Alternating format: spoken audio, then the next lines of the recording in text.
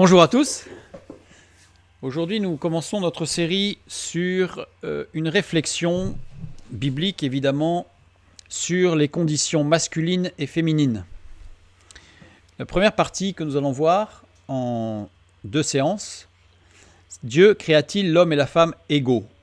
C'est un sujet d'actualité, l'égalité, homme-femme, etc. Donc on va regarder d'un peu plus près ce qu'il en est au niveau de la parole de Dieu. Je propose de commencer par une lecture dans Genèse chapitre 5, le verset 2. « Il créa l'homme et la femme, il les bénit, et il les appela du nom d'hommes lorsqu'ils furent créés. » Texte simple. Ensuite, Genèse chapitre 2, verset 23. « Et l'homme dit, voici cette fois celle qui est os de mes os et chair de ma chair. On l'appellera femme parce qu'elle a été prise de l'homme. » Donc ça, c'est juste après que la femme ait été créée à partir de la côte ou du côté de l'homme.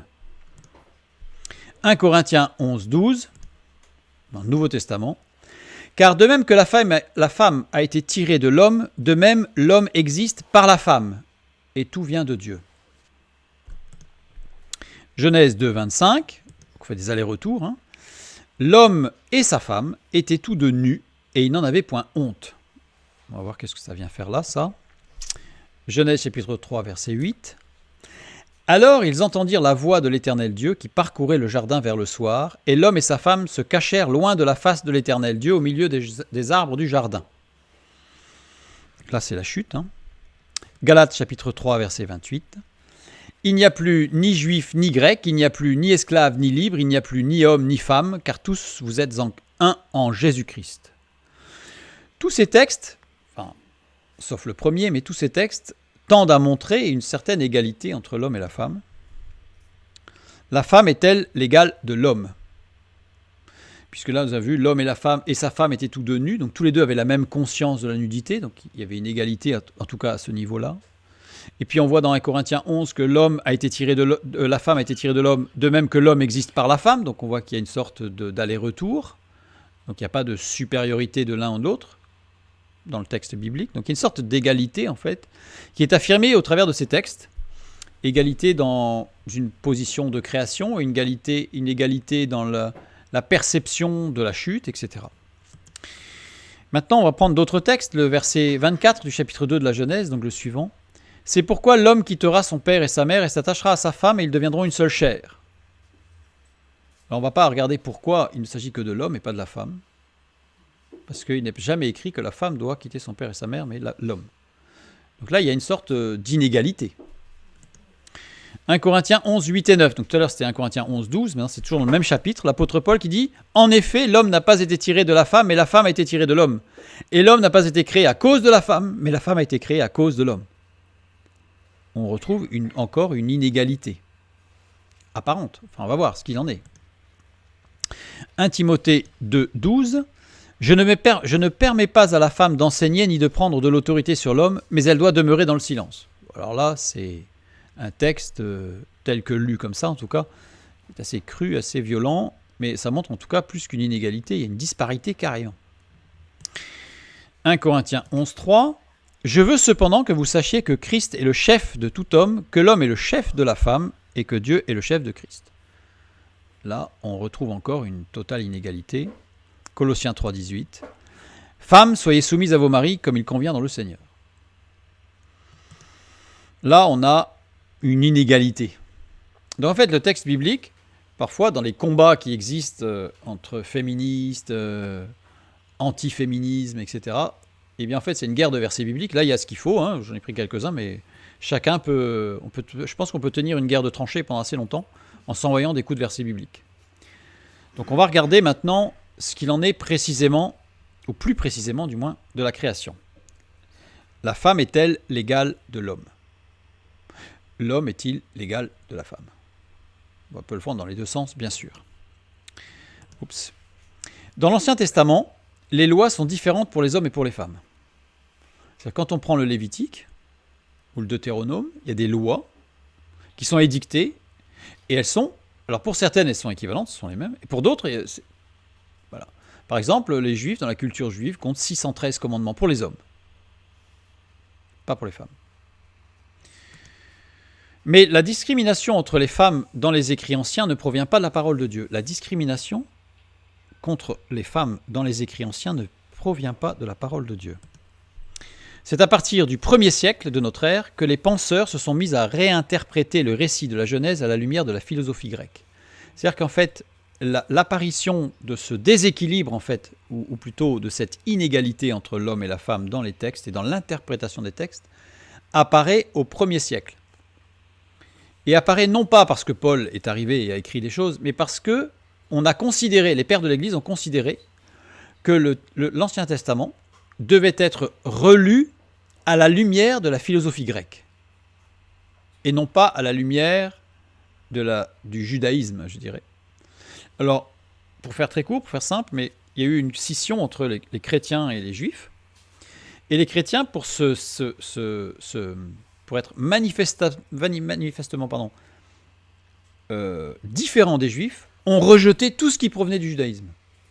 Et donc se sont coupés de leurs racines, ce qui a donné des déviances notoires qu'on retrouve encore aujourd'hui. On a eu le même phénomène avec le protestantisme. Quand Luther, Calvin ont commencé à se détacher de façon très sérieuse du catholicisme, et il le fallait, mais à un moment donné, il fallait tellement se séparer du catholicisme qu'il y a des choses qu'on a coupées et on n'a pas fait vraiment attention. Donc, c'est-à-dire quand il y a eu une coupure, il y a eu 2 coupures là, donc, et que l'on retrouve en fait dans les effets aujourd'hui, dont on retrouve les effets aujourd'hui. Alors, pour Philon d'Alexandrie, Ève était coupable d'un péché sexuel et condamnée à la perte de la liberté et à la tyrannie d'une vie commune avec l'homme dont il lui faut accepter les ordres. C'est-à-dire que parce que c'est Ève qui a péché, et que le pauvre homme, d'après Philon d'Alexandrie, et que le pauvre homme Adam, il a suivi et qu'il a subi les conséquences du péché de la femme, eh bien, c'était une évidence que du coup, la femme devait subir la tyrannie de l'homme. Interprétation de Philon d'Alexandrie. Philon d'Alexandrie, entre 20 et 45 après Jésus-Christ. Donc on est à l'époque de Jésus. Alors, qui est Philon d'Alexandrie ? Pour savoir, il interprète la Bible à travers la philosophie grecque, principalement à l'aide de Platon et des stoïciens, en se basant sur une lecture de la Septante et non du texte hébreu de l'Ancien Testament. De cette interprétation ressort un texte biblique allégorique. Son œuvre abondante est principalement apologétique, entendant démontrer la parfaite adéquation entre la foi juive et la philosophie hellène. Son objectif, c'est de montrer que la foi juive est tout à fait en corrélation avec la philosophie grecque. Donc, vaste travail, puisque ce n'est pas le cas, donc il a fallu tordre les textes, et il s'appuie sur la Septante. Ce que fait nos traductions bibliques, ce que font nos traductions bibliques aujourd'hui. Aujourd'hui, nos traductions bibliques s'appuient sur la Septante, essentiellement, plutôt que sur les textes hébraïques. Il faut juste savoir, je fais encore une petite parenthèse, mais ça me semble important, c'est que la Septante, c'est une traduction grecque de l'Ancien Testament faite par des juifs hellénistes, donc qui parlaient le grec. Elle a été faite dans un but bien particulier. Elle a été faite à une époque où 100 000 juifs étaient emprisonnés par le pharaon d'Égypte, et ils risquaient la mort parce qu'il y avait un bruit qui courait comme quoi les juifs s'opposaient et risquaient de faire tuer le pharaon. Donc du coup, des érudits ont dit « Non, attendez, il y a une incompréhension, notre texte est en hébreu, c'est pour ça que vous ne le comprenez pas, on va vous le traduire en grec, vous allez le lire et vous allez voir qu'on n'est pas du tout opposé à l'autorité du pharaon. » Mais il y a beaucoup de choses qui ont été changées dans la Septante, parce que l'objectif, ce n'était pas de transmettre un texte biblique d'études bibliques, l'objectif était de transmettre un texte pour sauver les Juifs qui risquaient la mort. Et donc, par exemple, un exemple tout bête, mais dans nos Bibles, nous avons que le lièvre est un animal impur, par exemple. La traduction littérale, c'est un lapin, pas un lièvre. Pourquoi ça a été changé ? Petit exemple, mais parce que la femme du pharaon avait comme surnom le lapin. Donc, écrire dans un texte où déjà les Juifs risquaient la mort, le lapin est impur, c'était sûr qu'il partait à la mort. Donc, c'est un exemple simple à comprendre, mais on a énormément de distorsions comme ça, parce que l'objectif était de sauver les Juifs et non pas de transmettre un texte d'étude. D'ailleurs, les érudits qui ont traduit en grec ont écrit par ailleurs un texte comme quoi ce texte ne devait en aucun cas servir de base d'étude. Il faut bien comprendre. Malheureusement, nos traductions sont essentiellement basées sur la Septante. parce qu'elle correspond à la philosophie grecque, qui a été reprise par les philosophes des Lumières, et donc qui correspond à une philosophie sociétale moderne qui va bien pour le mouvement progressiste que l'on connaît. Je ferme la parenthèse. Dans le Midrash Rabbah, c'est une étude donc, de l'Ancien Testament, un rabbin explique pourquoi, selon lui, les femmes doivent porter un voile. Elle est comme celle qui a fait le mal et qui a honte d'être vue. C'est violent, mais voilà l'interprétation. Tout ça à l'image de la philosophie grecque, parce que les prostituées, dans la Grèce antique, portaient un voile. Et donc, on considère qu'en fait, la femme qui doit porter le voile, c'est simplement parce qu'elle se considère telle une prostituée. Vous voyez, c'est très très violent, mais c'est une interprétation grecque. Alors le Midrash Rabbah désigne un ensemble de 10 recueils de commentaires bibliques, rabbiniques, sur les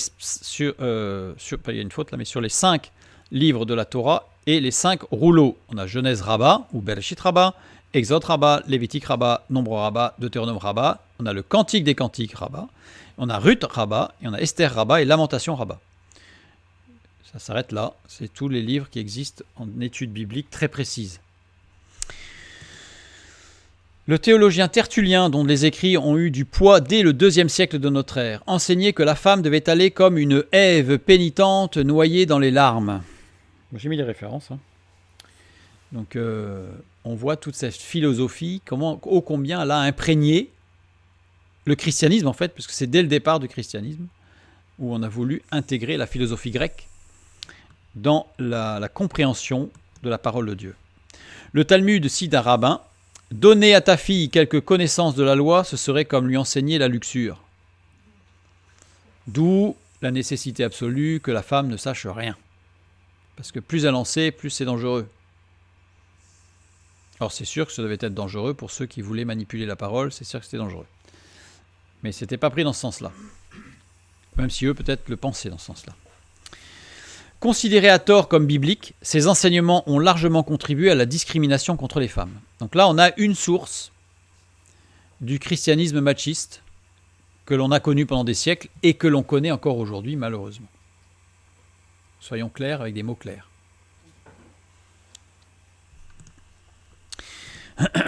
Considérés à tort comme bibliques, ces enseignements ont contribué au machisme vindicatif dans la société.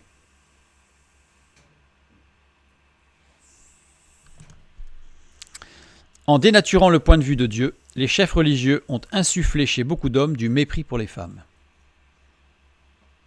Ça a été tout un mouvement qui a commencé dès le début de l'ère chrétienne et qui s'est propagé au travers des pères de l'Église et ensuite dans toute la diffusion de l'arianisme d'abord, puis du catholicisme, parce que le catholicisme est arrivé après l'an 1000, en 1050, alors je ne sais plus 52 ou 53 ou 54, là, ou 51, enfin c'est par là. Il y a eu un schisme et donc c'est là qu'apparaît le catholicisme romain. Avant c'est l'arianisme. Et donc tout ça, ça s'est véhiculé, et puis ça a été renforcé au fur et à mesure par différentes philosophies intégrées dans la lecture biblique. Doit-on maintenant revendiquer l'égalité homme-femme ? En fait, on a vu d'où vient ce machisme vindicatif, quelque part ce placardage sur la femme d'une image extrêmement négative. Alors maintenant, doit-on pour autant revendiquer l'égalité homme-femme ? Alors, l'égalité homme-femme, c'est avoir les mêmes possibilités, les mêmes droits. C'est ce qu'on entend aujourd'hui. Oui, les femmes doivent avoir les mêmes possibilités et les mêmes droits que les hommes. Ça, c'est clair. Je dis bien les mêmes possibilités. C'est-à-dire qu'on ne parle pas de parité. C'est une possibilité. Oui, les hommes doivent avoir les mêmes possibilités et les mêmes droits que les femmes.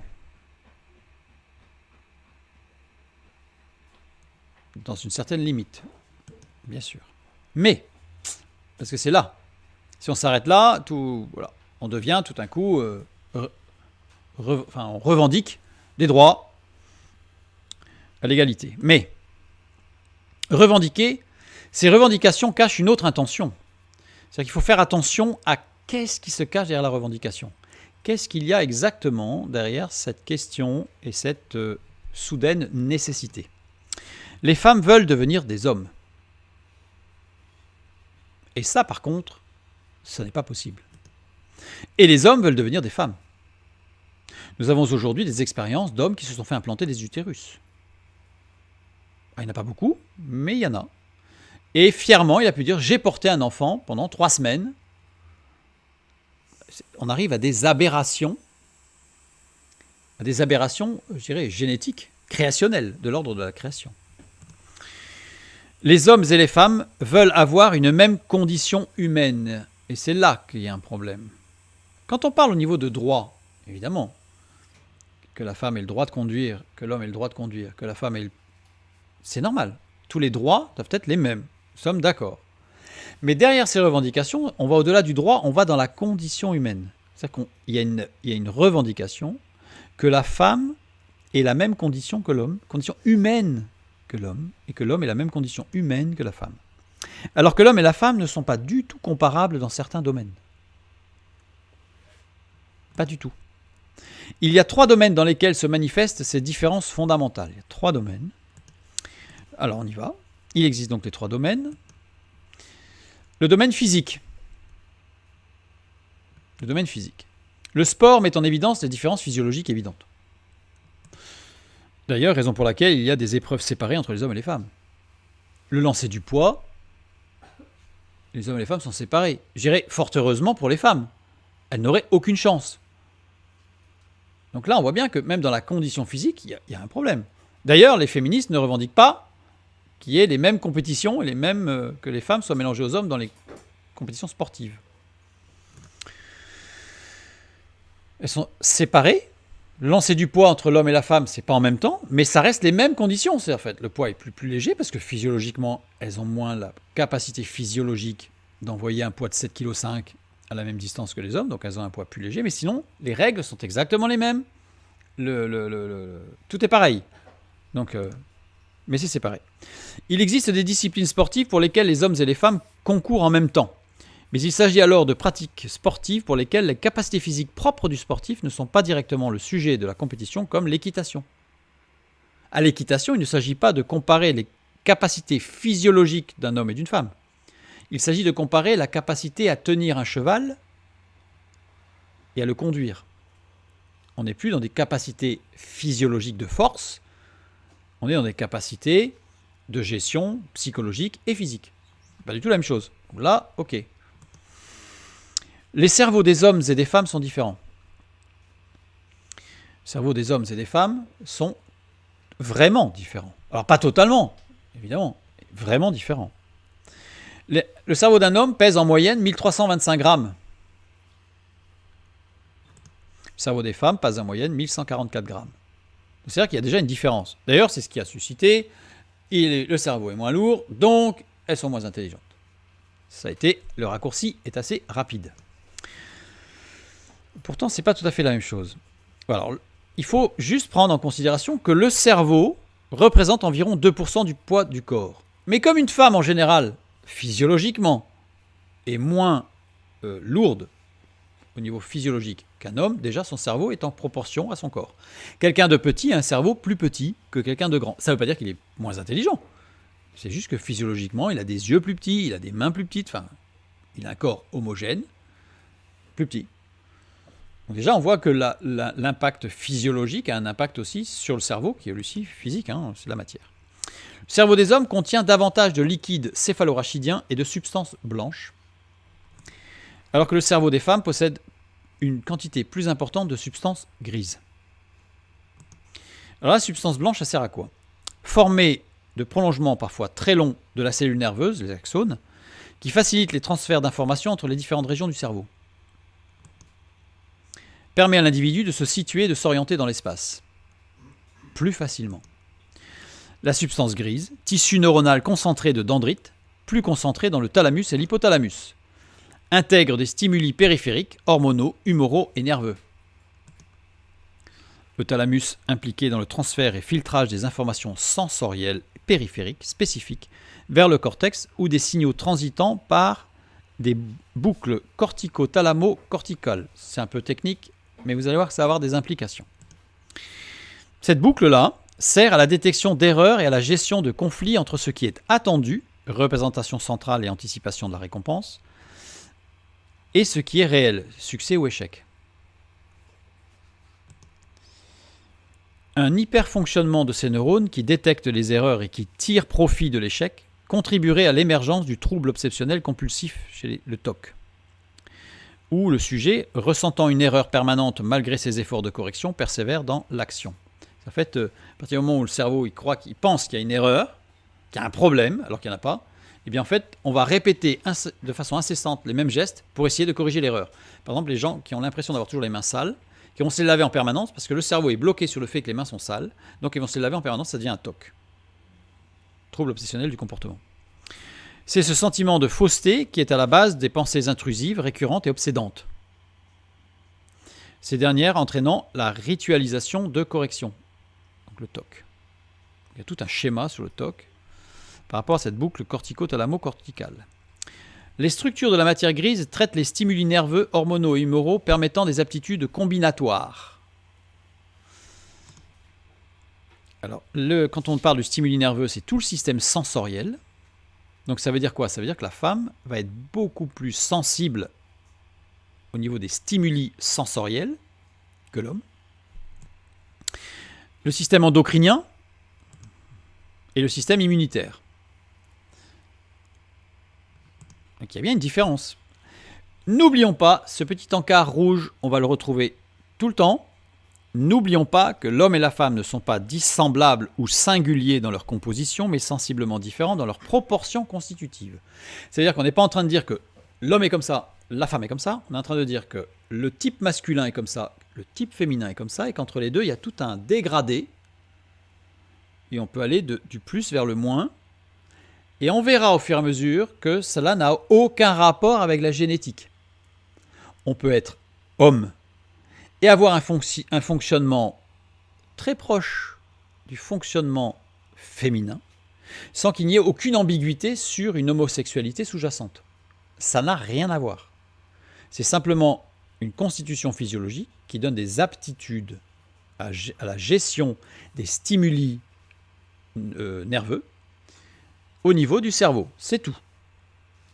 L'homosexualité est complètement autre chose. On le verra au fur et à mesure. Donc on continue. On a vu du coup que chez l'homme, ayant beaucoup plus de substances blanches, l'homme va favoriser les activités latéralisées et la femme va favoriser les activités croisées. Quand je dis latéralisées, c'est tout l'hémisphère droit ou tout l'hémisphère gauche qu'on va utiliser en tant qu'homme.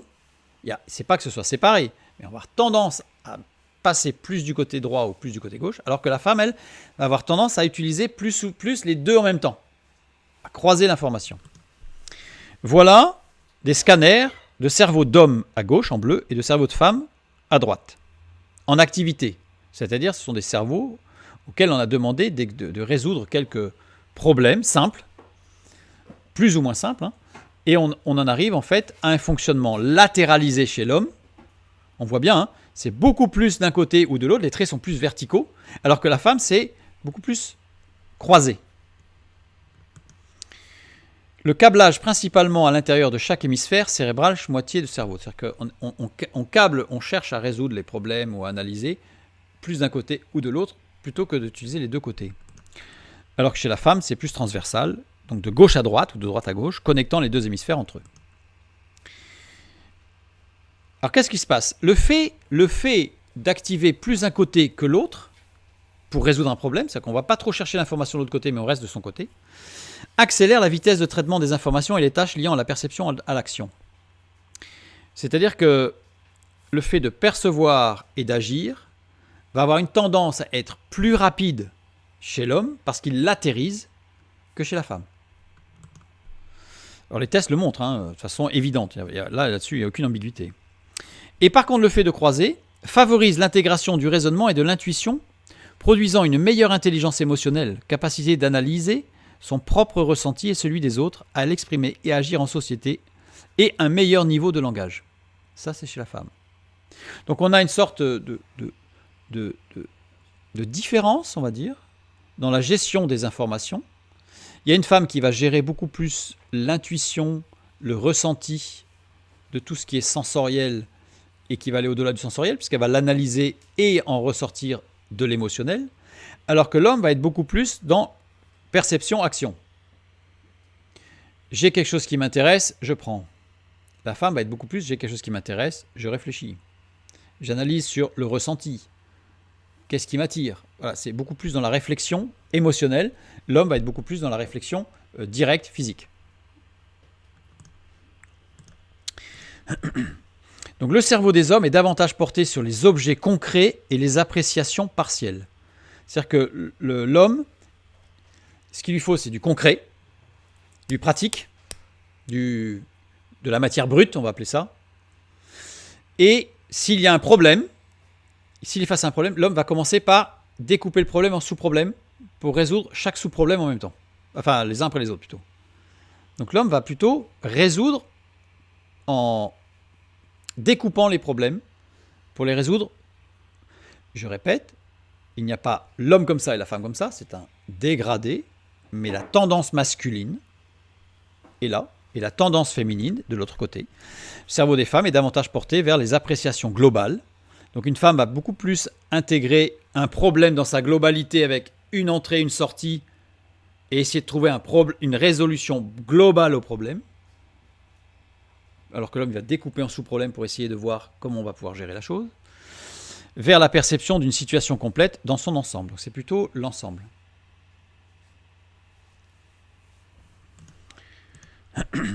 Genèse chapitre 2, verset 22. L'Éternel Dieu forma une femme de la côte qu'il avait prise de l'homme, et il l'amena vers l'homme. Donc ça, c'est la science qui nous dit tout ça. J'ai fait un résumé, mais voilà, on voit qu'il y a une différence dans le fonctionnement cérébral, neurologique. Maintenant, qu'est-ce que nous dit la Bible? La Bible nous dit que la femme, Dieu forma la femme à partir d'une côte prise de l'homme. Former ici, c'est bana, en hébreu. Bana, mais pour l'homme, quand Dieu a créé l'homme, c'était bacha.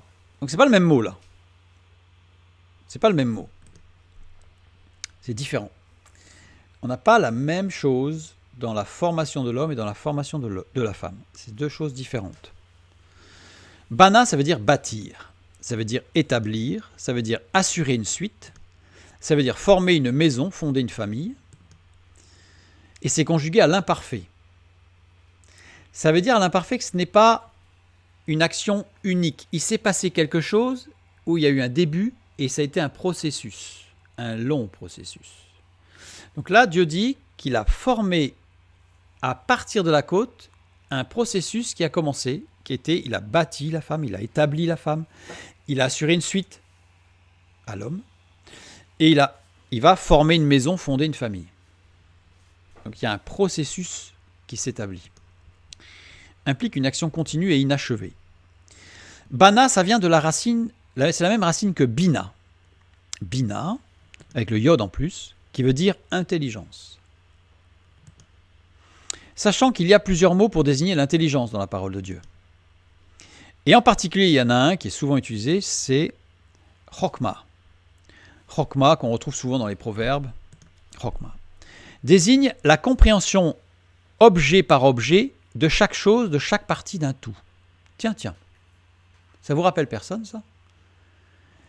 Une intelligence qui va prendre dans un ensemble, objet par objet, pour comprendre comment fonctionne l'ensemble.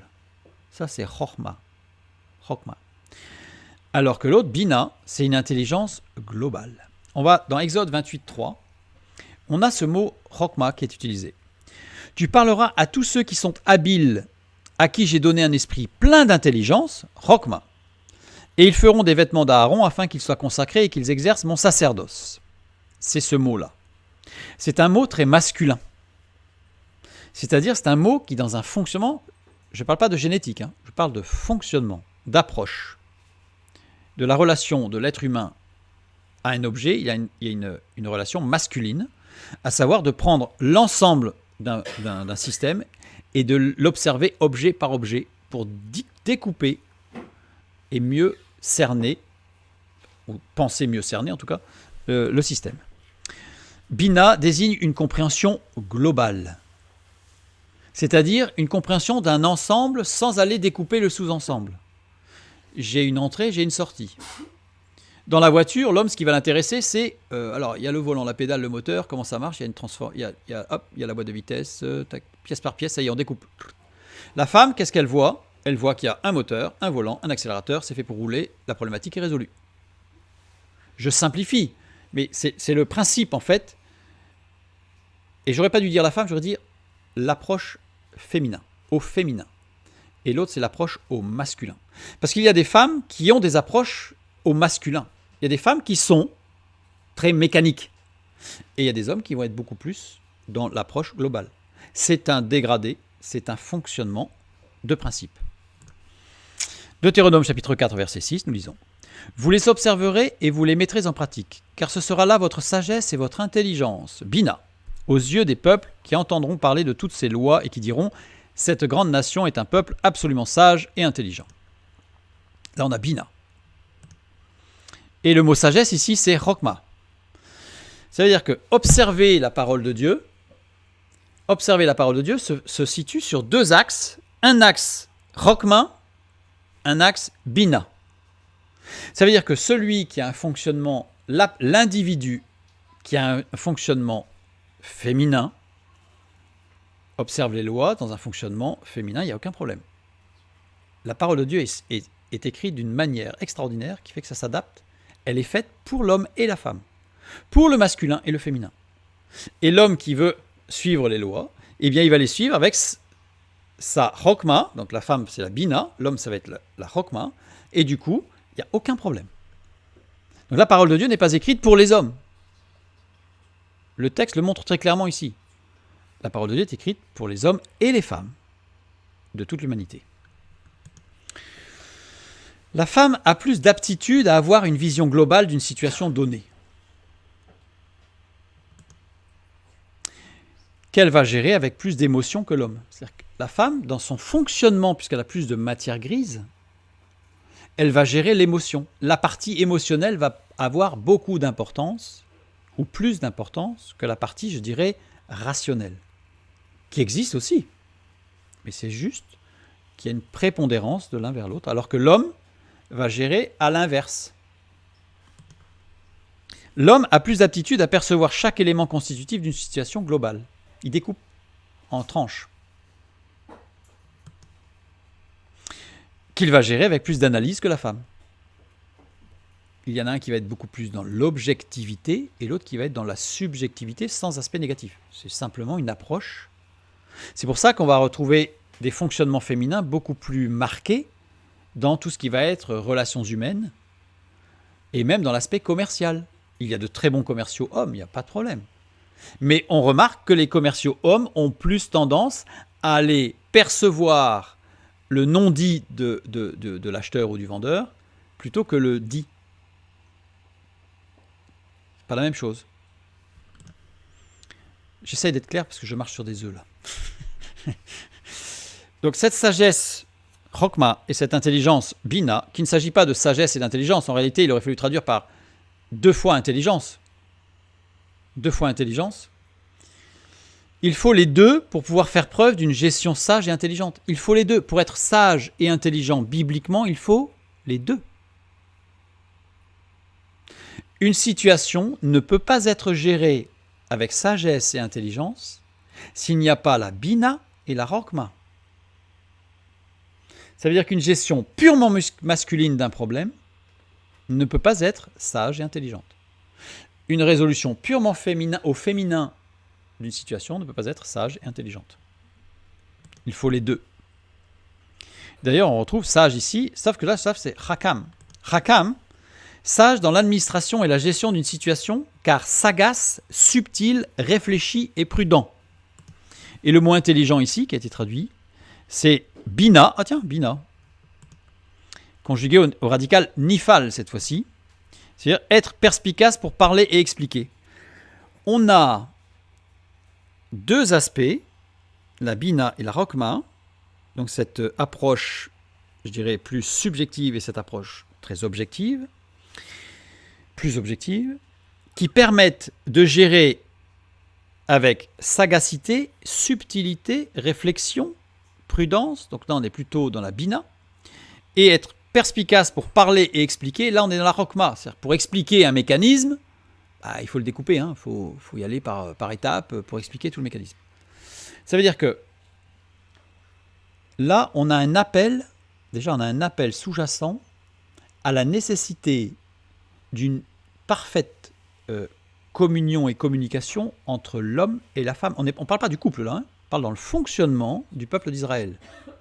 Et ce fonctionnement total d'échange entre les deux nécessaire pour arriver à une gestion sage et intelligente sera un témoignage pour toutes les autres nations, parce que c'est le témoignage de la perfection divine.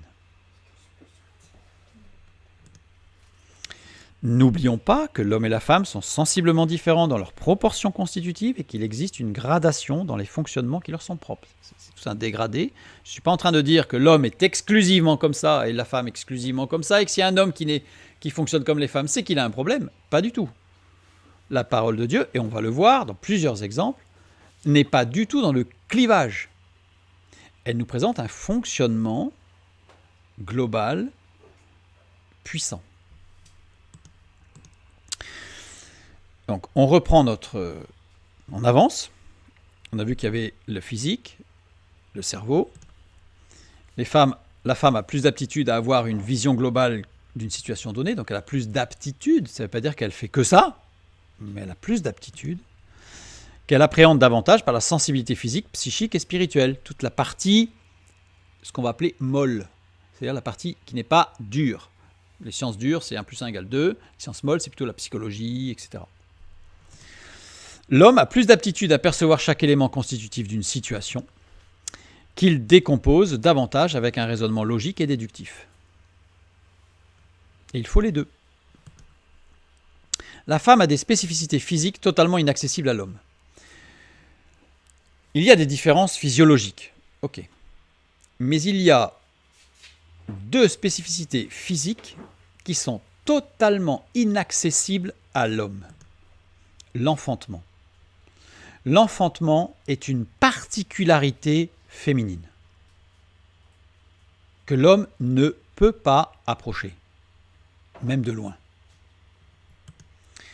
La relation mère-enfant est totalement inaccessible à l'homme. Ce qui se passe, la fusion, la relation, le sentiment, le lien qui existe entre une mère et l'enfant à l'accouchement est d'abord inexprimable, parce que dès qu'on veut en parler, on emploie forcément des mots extrêmement forts, parce que c'est insaisissable. On est dans le domaine du féminin pur.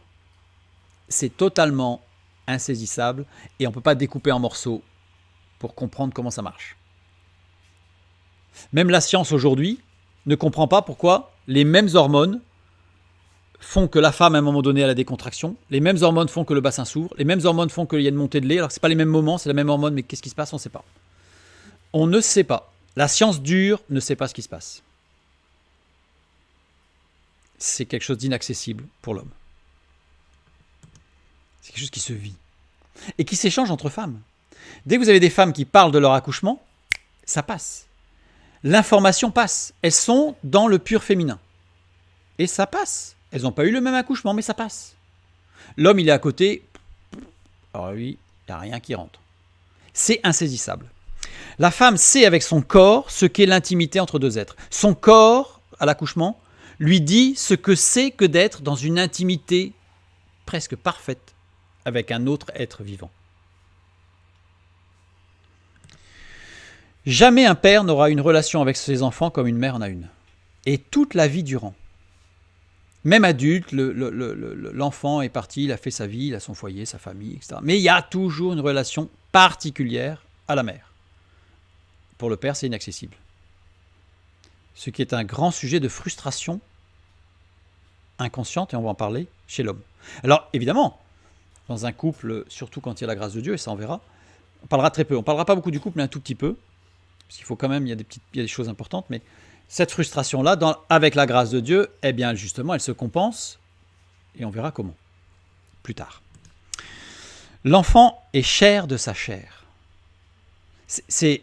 Souvent, on entend cette expression, il fait les 400 coups, il est épouvantable, il va en prison, la mère est consciente que c'est un voyou, mais c'est chair de sa chair. On ne lui enlèvera pas son enfant. C'est à elle, ça fait partie de sa chair.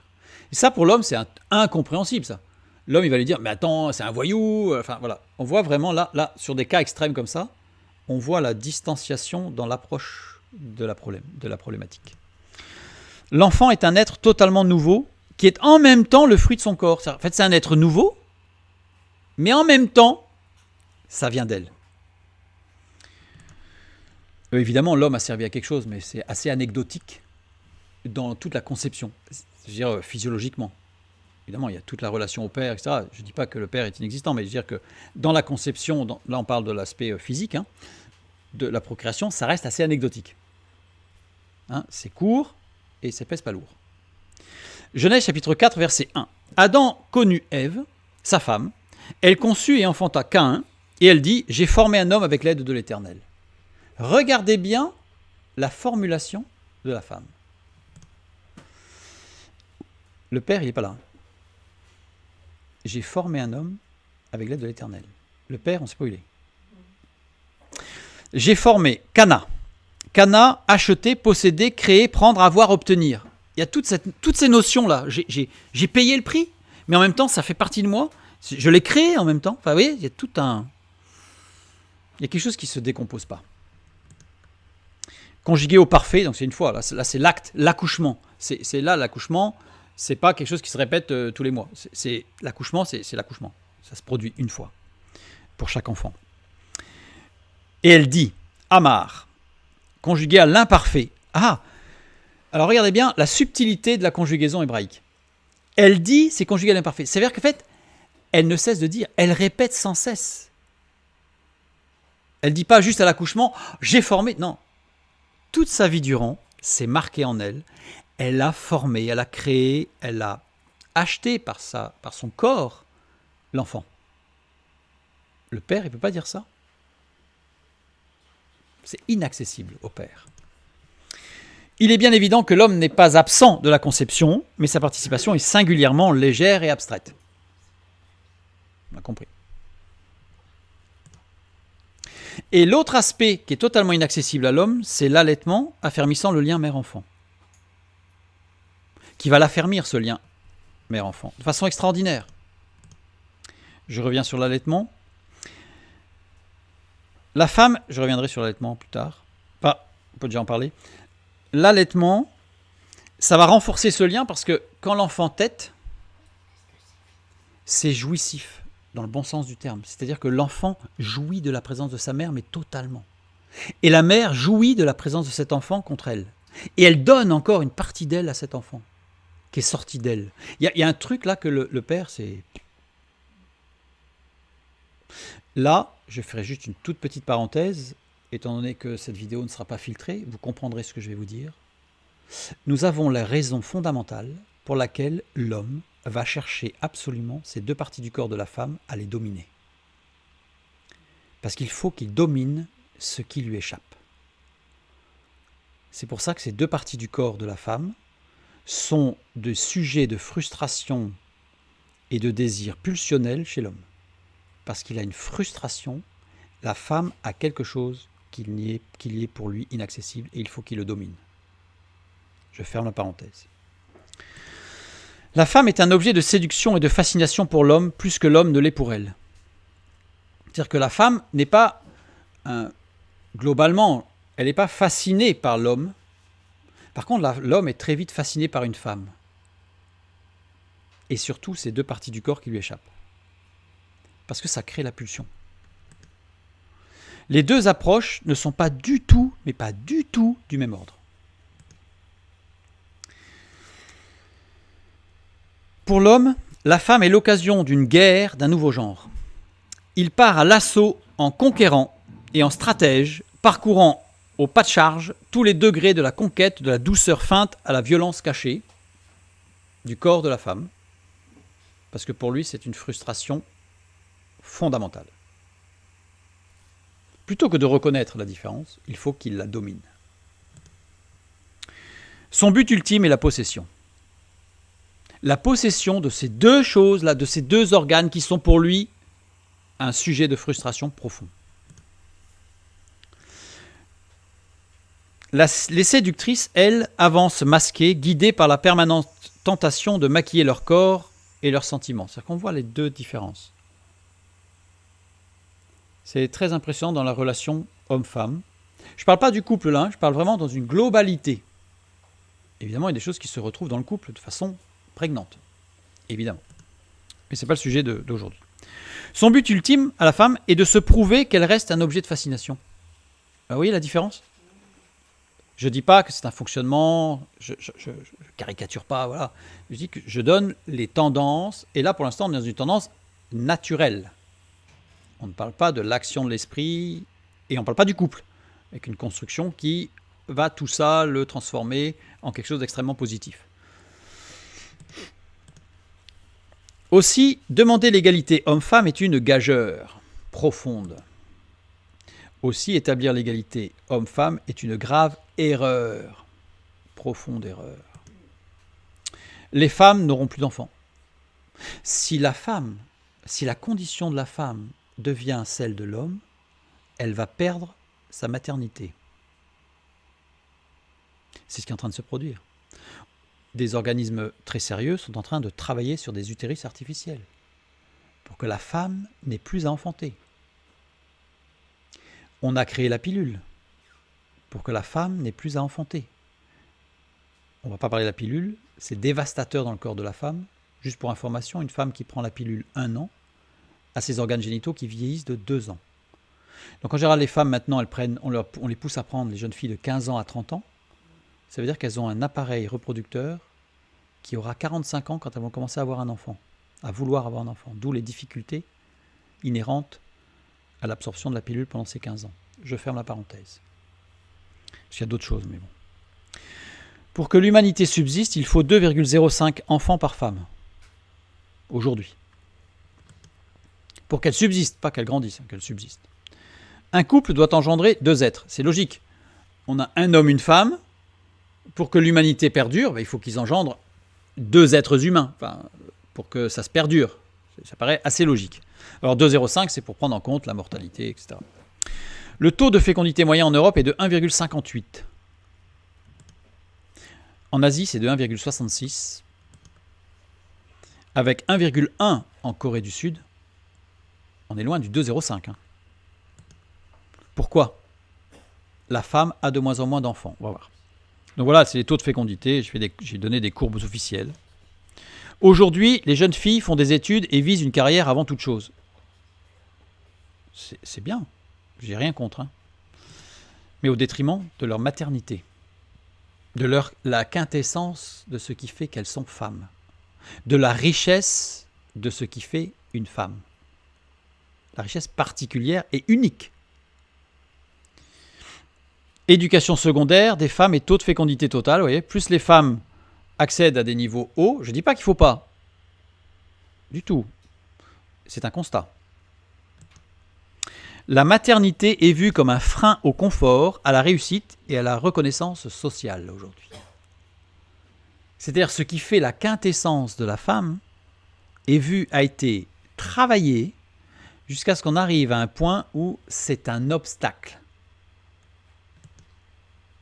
Mais les études et l'ambition professionnelle interdisent-elles la maternité? Non. Non, absolument pas. C'est la compétition homme-femme qui l'interdit. Si on faisait dans le monde du travail le même distinguo que dans le sport, si on arrêtait de comparer hommes et femmes, mais qu'on comparait femmes et hommes comme dans le lancer du poids, avec les mêmes critères, mais adaptés à chacun, je ne suis pas en train de dire qu'il faut qu'il y ait des inégalités, je suis en train de dire qu'il faut prendre en considération les différences fondamentales que Dieu a créées. Or, la société aujourd'hui est en train de gommer, ou de tenter de gommer, ce que Dieu a créé. Ça va être la fin de la première partie. Elles sont courtes à chaque fois, je l'ai voulu comme ça, parce que sinon ça va être chargé. Et je vous donne donc pour la suite, à tout à l'heure.